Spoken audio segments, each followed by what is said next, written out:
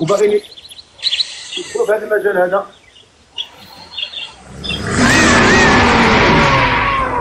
شكرا اش جي اس.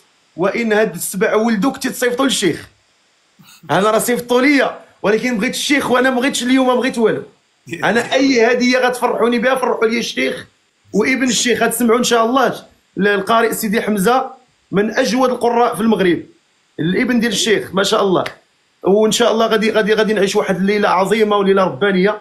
فالكلمه لك سيدي الشيخ ديالنا سعيد مسلم، حتى الناس يتعرفوا اكثر، والناس اللي باغيين يعني نذكروا لنا شويه في هذا الشهر الفضيل يعني الفضل القران، وكذلك الناس اللي بغاو يقبلوا على القران، والناس اللي بغاو يتعرفوا عليك اكثر حتى ان شاء الله يتعرفوا على الدروس اللي كتعطي في هذا المجال ان شاء الله باذن الله.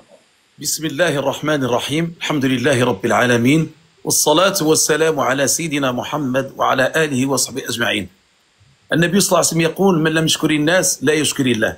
أولا الشكر لله تعالى من قبل ومن بعد، والشكر للفقيه الجليل سيدي معاذ الذي نكن له الاحترام والتقدير ونحبه محبة خالصة منذ صغره.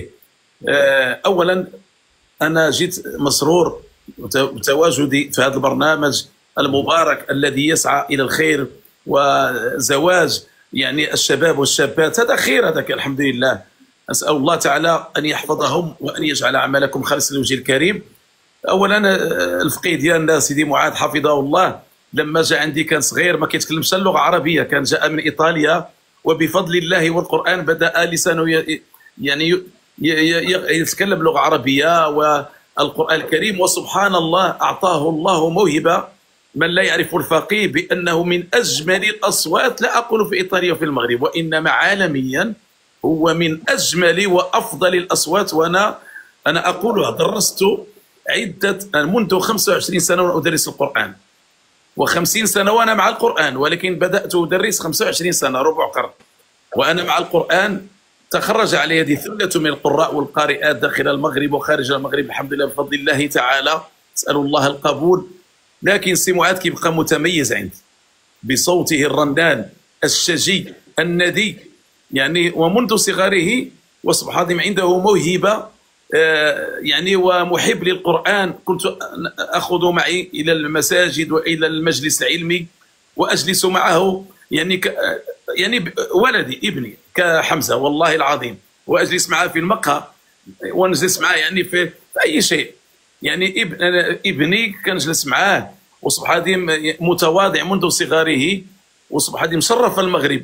هو اولا نتكلم على السي الفقيه ديالنا، شرف المغرب في عده دول وحاز على مراتب الاولى. اول مرتبه خذها المركز الاول في القناه الثانيه في المغرب، المسابقه ديال مواهب التجويد التي تنظمها القناه الثانيه. ومن ذلك الوقت الحمد لله لا هو ولا الاب ديالو جزاه الله خيرا، الرجل الطيب المبارك الذي إذا رأيته تذكر الله. الأب ديالو إذا رأيته تذكر الله، إذا رأوا ذكر الله. حتى الوالدة والإخوان ديالو كلهم من العائلة المحافظة ومن أهل القرآن ومن أهل الذكر، فاللهم بارك فيه يا ربي يا كريم. ومعكم الآن الشيخ سعيد مسلم، هو أستاذ مادتي التجويد والمقامات الصوتية بالدار البيضاء بالمغرب. يعني أدرس هذه المادة، علم التجويد وعلم القراءات وتحفيظ أبنائنا وبناتنا الشباب القرآن الكريم. وهذه منذ 25 سنة الحمد لله بفضل الله تعالى وكرمه. أجد راحة في نفسي وفي قلبي وفي روحي لما كنكون يعني مع أهل القرآن ومع الطلبة والطالبات. فالحمد لله بفضل الله تعالى. إن رأيتم القراء المغاربة حصلوا وحصدوا المراكز الأولى، فأنا أقول لهم من هذا المنبر لا بد أن تعرفوا كيف وصلوا إلى هذه الدرجات العليا، من أين. هذا لا يأتي من فراغ، وإنما من اجتهاد ومثابرة واستمرار وتواصل مع القرآن الكريم. وبفضل الله تعالى أنا لا أريد أن أقولها رياء، ولكن والله العظيم أقولها من باب المحبة ومن باب تشجيع يعني أهل القرآن أن يعلموا الناس القرآن. خيركم من تعلم القرآن وعلمه، لأن القرآن والله العظيم لن تجد سعادة ولا فرحا ولا راحة بال ولا اطمئنان إلا في كتاب الله. الإنسان يصل إلى ما وصل من الترف ومن الغنى ومن السفريات، ولكن لا يجد اطمئنان القلب إلا بقراءة القرآن. لا بد الإنسان أن يبدأ يومه بقراءة القرآن وبأذكار الصباح والمساء، والله يجد سعادة وراحة في نفسه وفي صدره، انشراح صدره، إلا بالقرآن الكريم، لأن القرآن الكريم مبارك، كتاب أنزلناه إليك مبارك لتدبروا آياته. القرآن فيه البركة، يجعل الله لك البركة في الوقت، ويجعل الله لك البركة في الأولاد وفي الزوجة وفي البيت. حتى إذا قرأت القرآن في البيت وعندك أولاد، الله عز وجل يجعل لك البركة في البيت. البيت الذي يقرأ في القرآن خاصة سورة البقرة لا يدخله الشيطان 3 ليال، وكذلك البيت الذي يقرأ فيه القرآن يكثر خيره ويقل شره وتدخله الملائكة، يعني تسكنه الملائكة وتطرد منه الشياطين، ويذكره الله دائما عند الملائكة في ملأ خير من هذا. إذا أنا أشجع الناس على القرآن، وخاصة في هذا الشهر المبارك، والحمد لله مهما وصل إليه الفقيه ديالنا سيدي معاذ والمحبة ديال الناس ليه إلا بالقرآن الكريم. وأنا أرى وجهه في ما شاء الله نور على نور القرآن. والله معاذ أيت عين الفقيه الجليل أرى فيه نور القرآن سبحانه منذ صغره، ولا زال الآن القرآن الكريم ملي كنقول نور يتجلى على صاحبه، لا يعرف إلا الناس الذين مثلا إذا مشيت في الطريق فالناس يعني يحسون ويستشعرون أن هذا الإنسان عنده سر من أسرار الله، فهذا السر هو القرآن الكريم. والقرآن الكريم شفاء. فأنا أقول لكل من هو مريض في هذه الساعة، مرض ظاهري أو باطني أو عضوي أو روحي، أقول له خذ قنينة من الماء أو كأس من الماء واقرأ عليه، أقسم بالله 7 مرات سورة الفاتحة، وتقرأ الفاتحة الأولى وتنفت تعمل هكذا، والمرة الثانية والثالثة 7 مرات. هكذا كان الصحابة رضوان الله عليهم. والله العظيم إذا كانت بيقين فاعلم أن الله سيشفيك. أنا أقولها لكل مريض يقرأ الفاتحة لما يبغي يعني يريد أن يشرب كأس من الماء، يقرأ مرة الفاتحة، يقرأ 7 مرات بنية الشفاء، لأن الله تعالى قال وننزل من القرآن ما هو شفاء ورحمة للمؤمنين. القرآن فيه شفاء وكذلك فيه الهداية. الله عز وجل إذا طلبت الهداية لأبنائك فالقرآن بفضل القرآن يعني كرم القرآن الله عز وجل يعطيك الهداية ويعطيك الكرم ويعطيك النور ويعطيك يا ربي الراحة واطمئنان القلب. سبحان الله. أخيرا قبل أن نختم، أنا أقول لكل مسلم ومسلمة أن يجتهد في هذه العشر الأواخر، اللي هي هذه الأيام المباركة التي فيها ليلة من أعظم ليالي السنة، ليلة القدر التي قدر العلماء ب 84 سنة. يعني الإنسان يتصدق فيها ويقوم الليل ويصوم ويجتهد في الذكر ويعتكف يعني مع نفسه مع أولاده، يعني يجتهد حتى يحصل وينال إن شاء الله ثواب هذه العشر الأواخر. والكلام كالدواء، إن أقللت منه نفع وإن أكثرت منه صدع. ربما صدعتكم. لا بالعكس، شر كلام من ذهب. وبالعكس هذا الشهر الفضيل يعني شهر القرآن، الناس ما حوجها أن تسمع مثل هذا الكلام هذا حتى الناس تشجع. يعني هذه هي المنافسة اللي ولو سمحت سيدي المتنافسون. سيدي الفقيه لو سمحت، لأنني كنت كنسمع البث ديالك، السيدة اللي هي الله يجازيك بخير وبارك الله فيك، الجواب اللي جاوبتيها جواب مقنع شافي كافي. يعني بغيت غنوصل واحد الرسالة إذا كان ممكن يا سيدي. تفضل. أنا أقول لها كما قال السيد الفقيه حفظه الله، أنها وإن الله تعالى يقول في كتابه العزيز بعد أعوذ بالله من الشيطان الرجيم وإن جاهداك على أن تشرك بما ليس لك به علم فلا تطعهما، يعني ما تطيعهمش في الشرك، ولكن اش قال لنا وصاحبهما في الدنيا معروفة كما قال السيد الفقيه. مهما وصل من أي يعني كيفما كان الأمر، يعني نكرك أو سبك أو شتمك أو لا يعترف بك، فأنت كما قال الفقيه نحتسب الأمر لله. كي تسمى الوالد ديالك والأم ديالك خصنا نطيعوهم. راه سيدنا رسول الله صلى الله عليه وسلم الأب ديالو والأم ديالو ماتوا على غير ملة الإسلام، وكذلك ابو طالب عمه الذي رباه وحضنه ووقف معه، راه ملي بغى يموت في الاحتضار قال لي قل غير شهد، قل اشهد ان لا اله الا الله وان محمد رسول الله واشفع لك بها يوم القيامه، يعني اضمن لك الجنه. فلما اراد ان يقولها دخل صناديد قريش فقال له اتموت على مله محمد وتترك مله ابائك واجدادك؟ الله ما بغاش، الله تعالى انزلت السوره او الايه بواسطه الروح الامين جبريل: انك لا تهدي من احببت ولكن الله يهدي من يشاء. انا اقول لهذه البنت هذه اللي في الامارات اطلبوا الله تعالى يجعل لها من كل هم فرجا ومن كل ضيق مخرجا، والصبري واللي كيصبر غيدخل الجنه بغير حساب. انما يفصل فعلا شيخنا الجليل، فعلا في هذا الباب ديال الوالدين خصوصا كاين هذا المشكل، وهذا يعني هذا المشكل ديال الوالدين تجاه الابناء. بزاف ديال الابناء واقع لهم اشكال مع الاباء ديالهم والامهات ديالهم. دونك حنا ما بقاش عندنا الاب ديالنا ما كنعتبروش، كاين اللي كيقول مات يعني في قلبي او مات في هذا. فواش هذه يعني واش هذه حلول يعني الانسان يتعامل بها تجاه والديه؟ لا حاشا ولله، الوالدين يكونوا غالطين في حقك. والله تعالى كيقول وقضى ربك الا تعبدوا الا اياه وبالوالدين احسان. الله تعالى يعني شرك الاسم ديال الوالدين مع وقضى ربك الا تعبدوا الا اياه وبالوالدين احسان، تكريما وتعظيما للوالدين.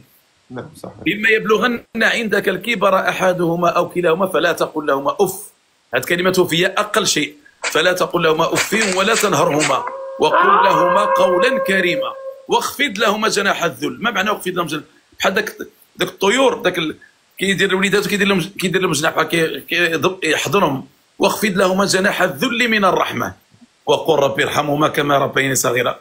لابد الانسان مهما وصلوا الا الشرك، حتى الشرك واخا يكونوا مشركين يشركون بالله شركا اكبر او اصغر فلا تطعهما، خليهم واطلب لهم الهدايه، ولكن كيبقى والديك. الام حملت بك 9 اشهر وكذلك الاب تعب من اجلك وسهر الليالي، ويعني حتى كبرت وصرت كذا وكذا.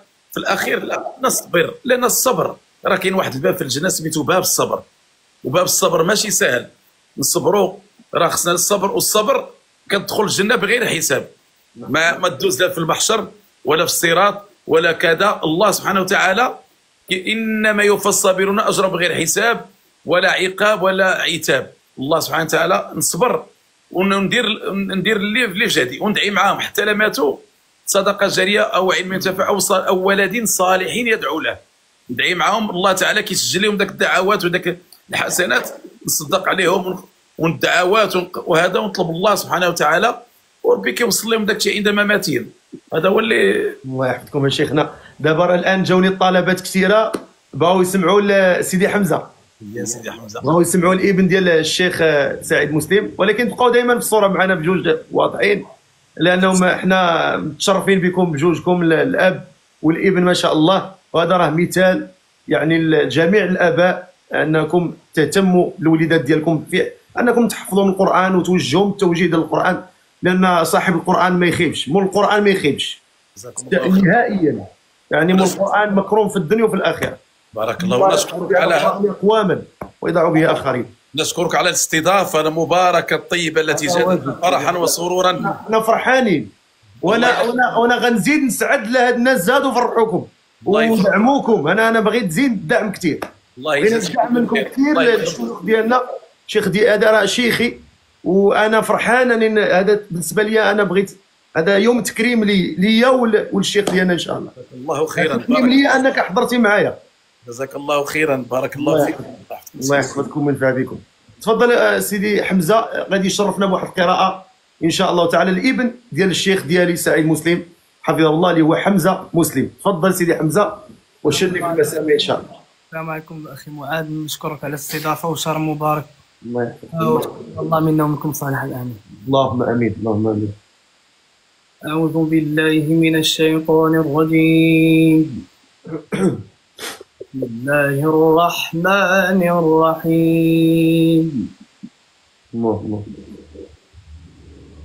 ولله ملك السماوات والأرض والله على كل شيء قدير. الله الله الله سبحانه وتعالى. إن في خلق السماوات والأرض واختلاف الليل والنهار لآيات الله إن شاء الله. لآيات لأولي الألباب. الله الذين يذكرون الله قياما وقعودا وعلى جنوبهم الله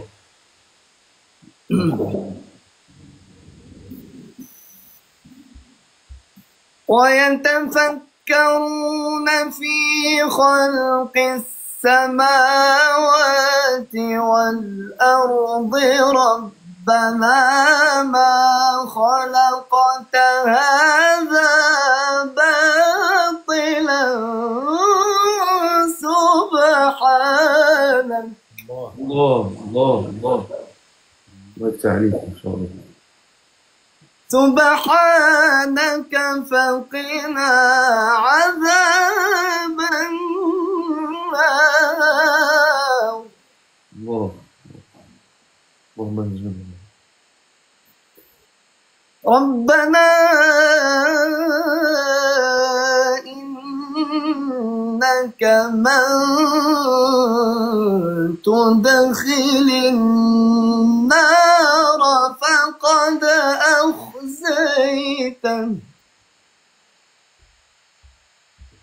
وما للظالمين من أنصار. الله الله ربنا إننا سمعنا مناديا ينادي للإيمان الله أن آمنوا بربكم فآمنا.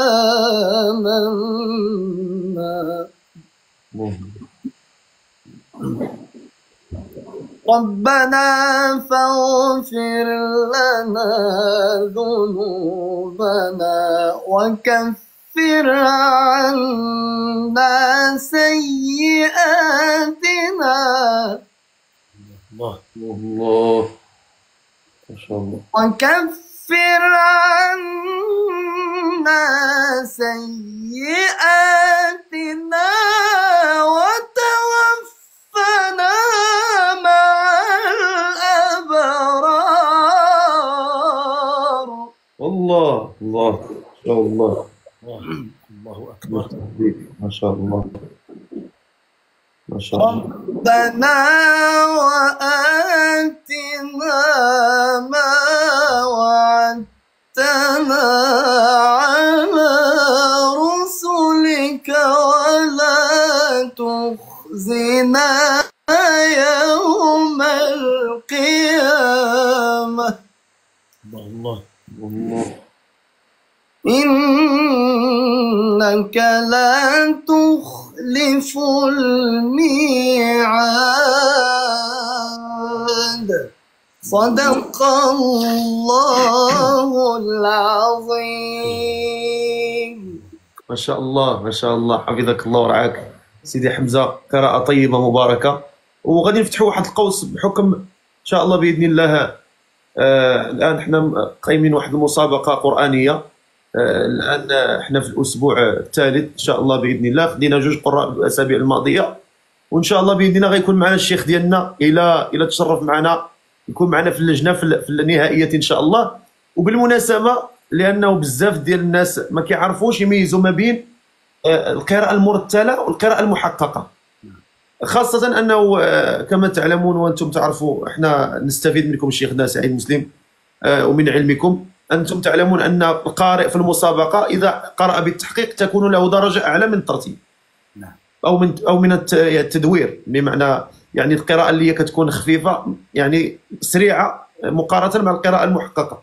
فبغينا واحد التوضيح بحكم الحمد لله انتم مختصون في هذا المجال وتدرسون ابناء المسلمين ومختصون في هذا علم المقامات وعلم القراءه.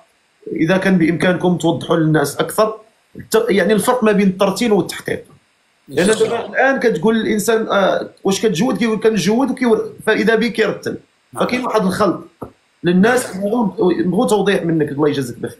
اللهم صل وسلم وبارك على نبينا محمد وعلى اله وصحبه اجمعين.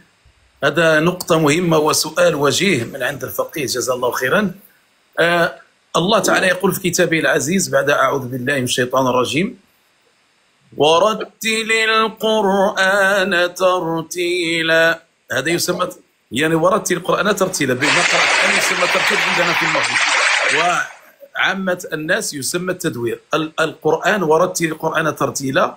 سئل علي رضي الله عنه، سيدنا علي، عن معنى الآية فقال تجويد الحروف ومعرفة الوقوف، لكن في المعنى ديال القراءة تنقسم إلى 3 أقسام. كاين التحقيق والتدوير والحظر. التحقيق المرتبة الأولى، التحقيق هو اللي كيعرفوا الناس بالتجويد، بحال عباس عبد الصمد، مصطفى إسماعيل المنشاوي رحمة الله عليهم، كامل الباتيمي إلى غيره من القراء. وهذا التحقيق هو قراءة ببطء واطمئنان وسكينة، يعني كنقولوا القراءة كتكون ثقيلة، ما كتقراش بسرعة، وينبغي على القارئ أن ينتقل من مقام إلى مقام بسلاسة، ويكون عنده طول النفس، ويكون مبدع في القراءة، ويسكت ما بين الآيات والآيات، يأخذ نفسا ويقرأ بالقرار وبالجواب، يعني القرار يرتاح فيه. هذا القراءة ديال التحقيق، وهي المرتبة الأولى. وهذه المرتبة الأولى لا يمكن الإنسان أن يكون مرتلا، يعني يعمل التدوير، يقرأ بالتدوير، يكون محققا. ولكن المحقق الذي يقرأ بالتجويد يقرأ جميع المراتب، والتدوير هو أقل درجة من التحقيق، يعني يقرأ بأقل منه اطمئنانا وببطء، وأسهل منه في النفس، لا يتطلب نفسا طويلا ولا يعني انتقالات في الإبداع وفي يعني زخرفة الآيات بالتعبير والتزيين، كما قال النبي صلى الله عليه وسلم: القرآن بأصواتكم. والتحقيق هو المرتبة الأولى كما ذكرت. وكاين الحظر، هو المرتبة الثالثة.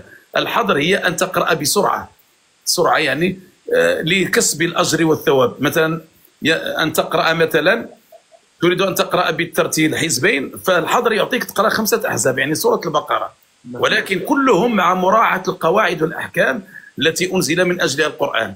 أعطيكم مثالا، المثال حتى يتضح المقال. التحقيق أقرأ التحقيق، وأقرأ التدوير، وأقرأ الحظر. التحقيق هو هكذا مثلا: وعباد الرحمن الذين يمشون على الأرض هونا، الله، وإذا خاطبهم الجاهلون قالوا سلاما. الله.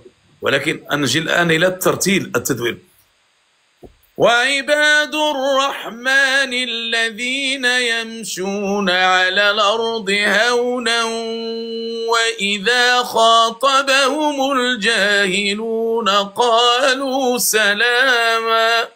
هذا التدوير أسهل من التحقيق، أسرع من التحقيق. نعم. ونجيو للحظر: وعباد الرحمن الذين يمشون على الأرض هونا وإذا خاطبهم الجاهلون قالوا سلاما. أسرع. للكسب لكسب اجر الثواب، يعني وللختمات الكثيره. ولكن عندنا نقطه مهمه في التحقيق: جميع القراء العظام الفطاحل الاهرام القراءات يقرؤون دائما في التحقيق لا بد ان يبتدئ القارئ بما يسمى المقام بياتي ويختم بالبياتي، ينتقل من البياتي الى مقامات اخرى واصوات خلقها الله عز وجل والوان من الصيغات والنغمات والانغام، لكن لا بد ان يختم بما ابتدا به من يعني البياتي: اعوذ بالله من الشيطان الرجيم. في الاخير كيقول صدق الله العظيم، مع انه تدرج من مقام لمقام ومن صعود ونزول ومن طبقات من القرار والمتوسط والجواب وجواب الجواب، لكن في الاخير يرجع الى طبقه منخفضه كما قرأ بها في الاول. هذا هو التحقيق. والتحقيق هو كان النبي صلى الله عليه وسلم يحقق كما ذكرت امنا سلامه. هذا هو التعريف يعني مختصر على المراتب القراءه. وبالنسبه للعلم ديال المقامات الصوتيه استاذنا اللي كتعطيوه في الدروس، لان بزاف ديال المحبين وبزاف ديال المتعطشين لهذا المجال اللي بغاو يعني يدخلوا لهذا المجال ويتعلموا، الناس بغيت تعطيهم معلومات، يعني الناس اللي بغاو يدرسوا على يديكم شيخنا. هي دابا الان عندي كندير واحد حلقات ودروس وحصص عبر زوم. نعم. عبر زوم. حمزه ابن ولي مكلف بهذا الشيء، يعني يدخلوا من العالم كله الحمد لله. يعني كيف الطريقه؟ يعني الطريقه هو ان يعني الحمد لله كناخذوا واحد تقريبا ساعه ونصف، ويدخل عندي مثلا مجموعه واعطي لكل حقه في القراءه، وادرسهم بمقام، مثلا مقام واحد كندير فيه مثلا واحد الشهر، حصتين في الاسبوع، حتى يتمكنوا من هذا المقام. لان المقامات التي خلق الله عز وجل هي 7 صنع بسحر، وسموها بهذه الاسماء. هي ليست موسيقى وانما هي اصوات خلقها الله عز وجل، لا دخل لنا نحن في الموسيقى ولا في اي شيء من هذا القبيل. وهذه الاصوات ينبغي على كل واحد ان يعلمها ويعرفها بواسطه متخصص، شيخ او استاذ متخصص في علم المقامات. واصحاب الاصوات وعلماء الاصوات من زمان سموها بهذه الاصوات: صابا، نهاوند. فالنهاوند هي مدينه في ايران، والرست هو كلمه فارسيه يعني بمعنى الاستقامه. كذلك الحجاز هي في الجزيره العربيه، الحجاز اليمن والسعوديه وغيرها. سمي هذا الصوت خرج من هناك وسمي بهذا الصوت. وهذه الاصوات هي التي تزيد القران حسنا وجمالا. اي واحد يقرا بصوت، والا اعطاه الله يعني يسمى هذا الصوت بالفطره. ولكن الانسان اذا تعلم على يد الشيخ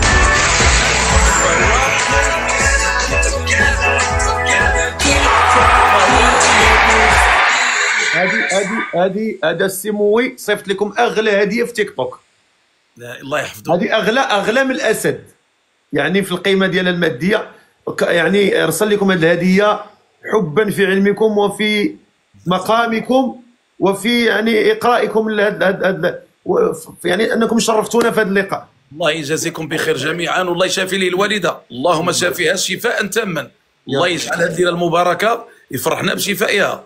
وحنا ان شاء الله غادي كنقوموا الليل ان شاء الله، وغادي نديروا لها دعوات خاصه كاع الاخوه اللي دعمونا وفرحوا بنا وطلبوا الله تعالى الله يرفع مقامه في هذه الساعه. غير الله تعالى كما رفع باهل القران يرفع مقامه واسمه في السماء.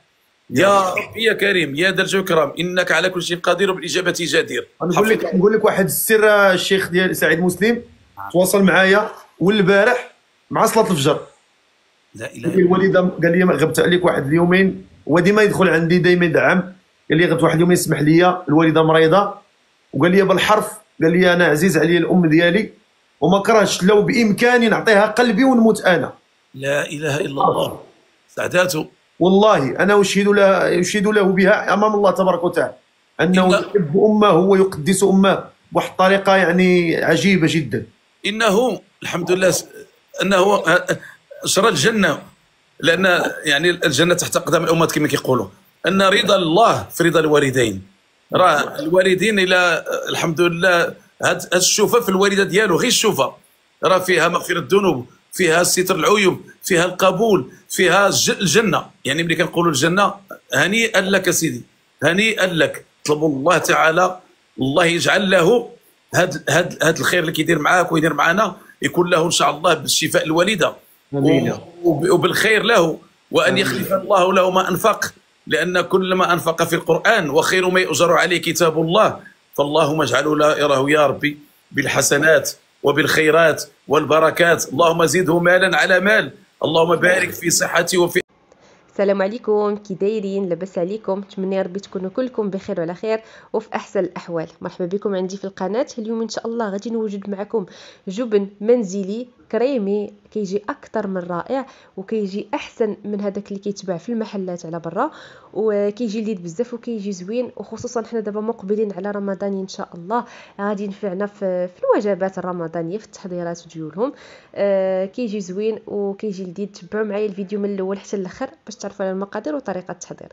بالنسبه لي انا هنا مضوبله المقادير، يعني واخده المقادير بالضبط. نتوما لو بغيتو تستعملوا تقدروا ديروا نص الكميه اللي غادي نقول لكم دابا. عندي هنايا في هذا لوبول عندي اطرو ديال اللبن من الاحسن يكون ديال برا، اللي كيتباع على برا ديال العلبه، ما يكونش هذاك ديال العبار، لان ديال العبار تيكون راك عارفين انه كيكون مخلط شويه بالماء. ديال العلبه كيكون كامل دسم. كنحتاج 4 المعالق كبارين ديال الخل، شويه ديال الملحه، 2 ياغورت بدون سكر، واطرو ديال الحليب. يعني نتوما اللي بغيتو تستعملوا غادي ديروا نص الكميه. هنا اول حاجه غادي ناخذ هاد الاطرو ديال الحليب، غادي نديه فوق البوطه، يفيض يغلى ليا حتى تطلعوا الغليه، عاد غادي نجيبو. وفي هذا الاثناء الوقت اللي هو تيفيض ليا انا غادي نزيد هاد 2 العلب ديال الياغورت طبيعي بدون سكر، غادي نزيدهم على اللبن. كيف قلت لكم تاخذوا نص الكميه، يعني غادي تاخذوا نص لتر ديال اللبن مع علبه ديال الياغورت بدون سكر مع نص لتر ديال الحليب وجوج المعالق ديال الخل، والملح تتبقى على حساب الرغبه ديالكم، واش كتبغيو تكثروها ولا تقللوها. صافي هنايا تنخلط هاد الياغورت الطبيعي مع اللبن، تنخلطهم مزيان بما فاض ليا الحليب. خاص ضروري ينسجموا ليا مزيان مع بعضياتهم. هنايا ملي كنحس بهم انسجموا كنزيد الملح. هانتوما غادي تشوفوا القياس اللي غادي ناخذ ديال الملحه. خديت هاد القياس وزدت واحد شويه. نتوما غادي ديروا القياس اللي كتبغيو ديال الملح. الا بغيتوه طبيعي بلا ملح بلا والو تقدروا تخلوه هكاك طبيعي. صافي تنخلط كل شيء مزيان حتى ينسجم ليا هاد العناصر كلهم مع بعضياتهم. هنايا الحليب من بعد ملي فاض ليا غادي نزيدو على هاد العناصر اللي استعملت هنايا في الاول، غادي نزيدو على اللبن والياغورت. انا كنزيدو في نفس الوقت راني كنخلط. ضروري تخلوا الحليب تطلعوا الغليه تيغلى عاد تزيدوه. صافي هنايا عاد غادي نزيد الخل. هنايا خديت 4 المعالق كبارين ديال الخل.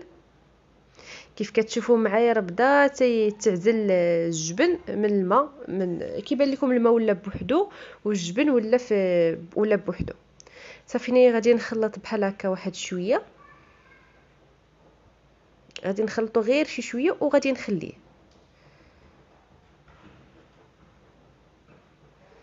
صافي هنايا غادي نخليه. هنايا غادي نغطي عليه، غادي نستعمل فيلم اليمونتير اولا ما كانش عندكم تقدروا ديروا شي طبسي بحال هكا من الفوق تغطوا عليه وتخلوه حتى يتعزل لكم مزيان الجبن على الماء، يتصفى لكم ويولي الماء بوحدو والجبن بوحدو. تخلوه غير يرتاح واحد شويه. انا تقريبا خليته هنايا واحد ثلث ساعه.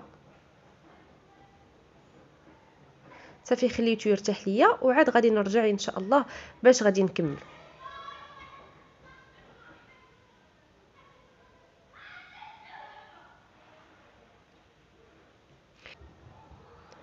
صافي هنايا من بعد ملي ارتاح ليا الجبن ديالي دازت هذيك المده، تقدروا تخلوه حتى لنص ساعه ما كاين حتى شي مشكل. صافي هنايا من بعد ملي دازت هذيك المده غادي نصفيه. غادي ناخذ صفايه بحال هكا كيف غتشوفوا معايا هاد الصفايه هادي، وغادي ناخذ فاش غادي نصفي. وضروري غادي ندير شي زيف يكون هكا العيون ديالو رقاق. انا خديت هذا خاص بالمطبخ، مخليه غير ديال الطياب، تنصفي فيه الا كانت شي حاجه بحال هكا ديال الجبن ولا شي حاجه بحال هكا. ضروري يكون شي حاجه خاصه بالمطبخ. صافي وكنكبو هنايا كنصفيه كامل.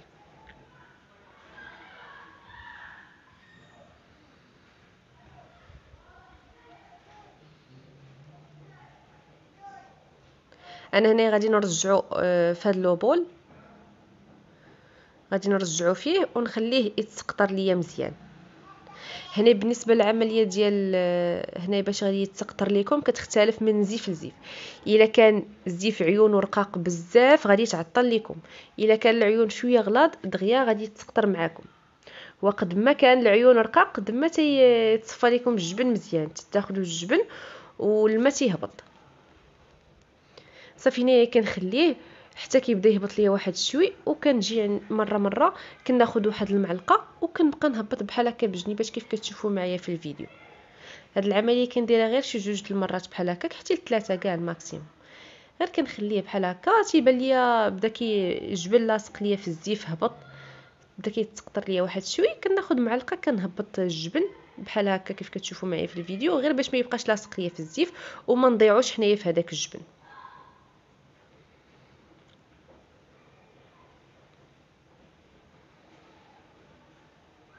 وصافي وغادي نخليه بحال هكا. شوفوا معايا كيفاش داير، راه كيبان كريمي، عرفتي راه كيجي زوين بزاف وكيجي لذيذ هاد الجبن. وبصراحه هاد الجبن هو المعتمد عندي دائما، وقت ما كنبغي نصايب الجبن كنصايبو بهاد الطريقه. بالنسبه اللي كيبغي ينسمو تقدروا تستعملوا الزعتر، تقدروا تستعملوا اي حاجه منسمه، تقدروا ديروه بالثومه، تقدروا تستعملوا باي حاجه كتبغوها. صافي هنايا ملي حسيت بالجبن ديالي تقريبا ما بقاش فيه الماء بزاف، كنحاول نجمعو بهذا الشكل كيف كتشوفوا. كنجمع هذوك الجنيبات ديالو كاملين، انا غادي نهزو غادي يبدا يهبط منه شويه الماء. صافي غادي نشدو غادي ندور عليه بحال هكا غير بالزيف، راه الفيديو موضح الطريقه. وغادي نتقل عليه بشي حاجه تكون ثقيله واحد شويه، ونخليه تكمل التقطير ديالو، نخليه ينشف ليا من الماء.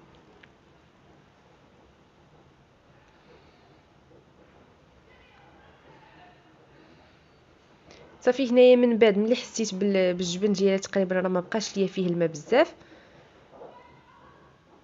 صافي هنا تقريبا راه ما بقاش فيه الماء.